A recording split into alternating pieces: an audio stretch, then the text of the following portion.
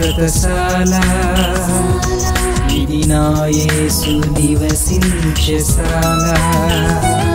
కలుగునుగాక, దేవునికి మహిమ కలుగునుగాక. ఒకానొక సహోదరి దేవుని సన్నిధిలో నుండి దేవుని మీద ప్రేమ చేత, దేవుని మీద ఆశ చేత ఒక ఫలహారం ప్యాకెట్ తీసుకొని వెళ్ళిందంట.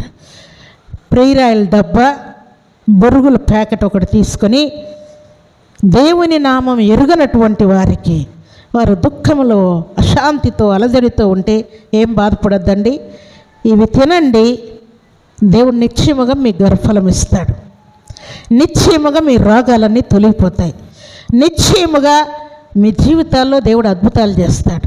మీరు రాలేమంటున్నారు కదా దేవుని సన్నిధికి అని వారు తీసుకుని వెళ్ళి దేవుని సన్నిధిలో నుండి వీటిని తీసుకుని వెళ్ళి వారికి ఇచ్చాడు. ఆమె ఏం చేసిందంట,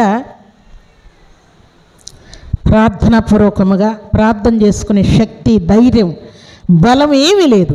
దేవుని నామం ఎరుగనటువంటి కుమార్తె దేవుని సన్నిధి నుండి తీసుకుని వచ్చిందంట అని ఎంతో విశ్వాసముతో ప్రార్థనాపూర్వకముగా అంతా నువ్వేనయ్యా యేసయ్యా అనుకొని ఆమె అవి తినేసి ఒక గ్లాస్ నీళ్ళల్లో ప్రేయర్ ఆయిల్ వేసుకొని తాగేసిందంట. తాగేసిన తర్వాత నెక్స్ట్ మంతే దేవుడు గర్భఫలం ఇచ్చేశాడు.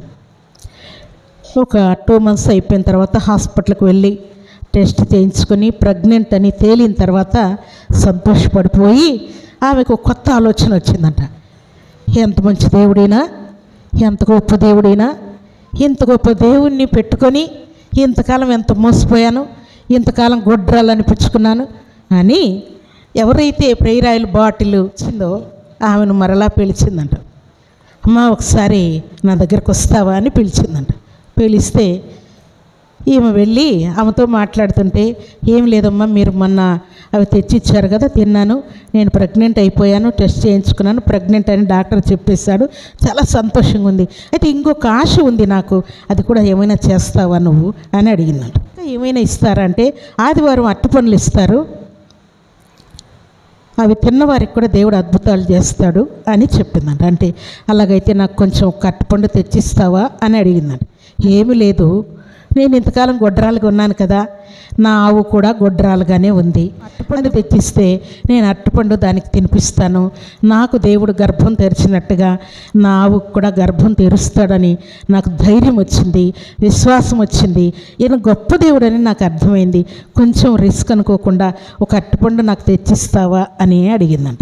ఓకే, తప్పకుండా తెచ్చిస్తాను అని ఈమెకి ఇచ్చినటువంటి అరటిపండు తినకుండా, చూడండి ప్రియులారా గమనించండి, ఈమెకి ఇచ్చినటువంటి అరటిపండు తినకుండా నా దేవుని నామం ఎరుగని వారు తెలుసుకుంటూ ఉన్నారు. వారి కుటుంబంలో దేవుడు అద్భుతాలు చేస్తున్నాడు, వారి కుటుంబాన్ని దేవుడు ఆశీర్వదిస్తున్నాడు, వారి పశువులను కూడా దేవుడు ఆశీర్వదిస్తున్నాడని సంబరపడిపోయి ఈమె అరటిపండు శుభ్రంగా ప్యాక్ చేసుకొని జాగ్రత్తగా అరటిపండు తీసుకొని వెళ్ళి ఆ కుమార్తెకి ఇచ్చేసిందట. ఆమె శుభ్రంగా ఆ ఆవుకు నీళ్లు పోసి నీళ్లు తాగిన తర్వాత ఈ అరటిపండు శుభ్రంగా నోట్లో పెట్టేసిందంట. పెట్టేస్తే శుభ్రంగా తినేసింది. తిన్న తర్వాత దేవుడు అద్భుతముగా ఆ ఆవుకు కూడా దేవుడు గర్భఫలం ఇచ్చి సంతోషపరచాలంట ఇంటి వారందరినీ. మన జీవితాలను సంతోషంతో ఉంచాలన్నదే దేవుని యొక్క ప్లాన్ ప్రేలారు. అందుకే సర్వశక్తివంతుడైనటువంటి దేవాతి దేవుడు గడిచిన 3-4 రోజులుగా మేము ఇంటి దగ్గరే ప్రార్థన చేస్తూ ఉన్నాం.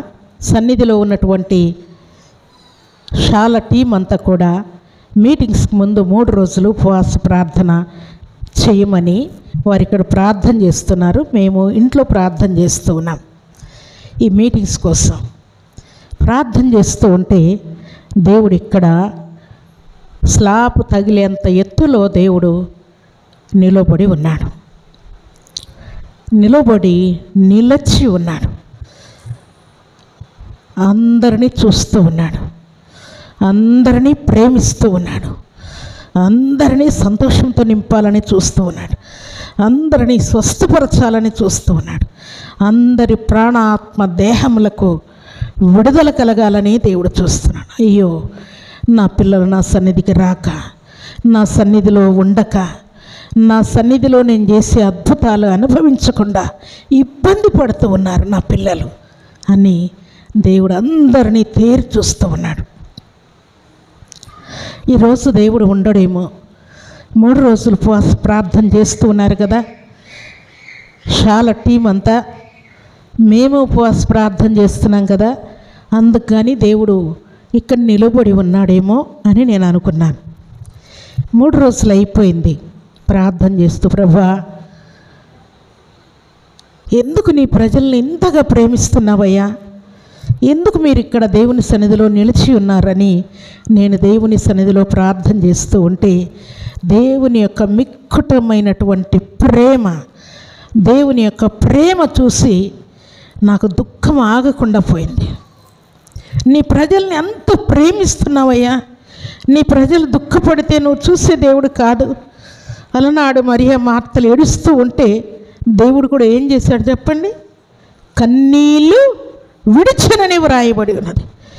దేవుడు తన ప్రియ బిడ్డలైనటువంటి మనందరినీ ప్రేమిస్తూ ఉన్నాడు. ప్రియులారా, దేవుడు ఉన్న దగ్గర మరణం ఉండదు, దేవుడు ఉన్న దగ్గర రోగం ఉండదు, దేవుడు ఉన్న దగ్గర భయం ఉండదు, దేవుడు ఉన్న దగ్గర కొరత ఉండదు, దేవుడున్న దగ్గర సకల సంతోషం, సమాధానం, దేవుడున్న దగ్గర సమృద్ధి అయిన సహాయము కలుగుతూ ఉన్నది.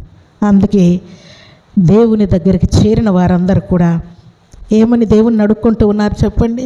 దేవా నన్ను ఆశీర్వదించు, నా భర్తను ఆశీర్వదించు, నా భార్యను ఆశీర్వదించు, నా పిల్లల్ని ఆశీర్వదించు, నా పొలాన్ని ఆశీర్వదించు, నా పశువులను ఆశీర్వదించు, నా గొర్రె మేకలను ఆశీర్వదించు అని దేవుణ్ణి ఆశీర్వాదం కోసం అడుగుతూ ఉన్నారు. దేవుడు ఎక్కడున్నాడో అక్కడ ఆశీర్వాదం ఉన్నది ప్రియులారా. అందుకే ఆశీర్వాదం కోసం భక్తుడైనటువంటి యాకోబు రాత్రంతా ఏడ్చినందుకు దేవుడు ఏం చేశాడు చెప్పండి? నీవు నన్ను ఆశీర్వదిస్తేనే నేను విడిచిపెట్టేదన్నాడు. దేవుడు ఆశీర్వదించాడా లేడా? నిశ్చయముగా దేవుడు ఆశీర్వదించాడు. దేవుని సన్నిధిలో చేరినటువంటి దేవుని ప్రియబిడ్డలమైన మనందరి జీవితాల్లో ఏ ఏ విషయాల్లో మనం కృంగిపోయి ఉన్నామో, అలసిపోయి ఉన్నామో, దుఃఖంతో ఉన్నామో, లేక వెనకంజ వేసి ఉన్నామో, మనము దేవుని మాట జాగ్రత్తగా విని వాక్యానుసారముగా మనం జీవించిన ఎడల దేవుడి ఆశీర్వాదాలన్నీ ఇస్తాడు.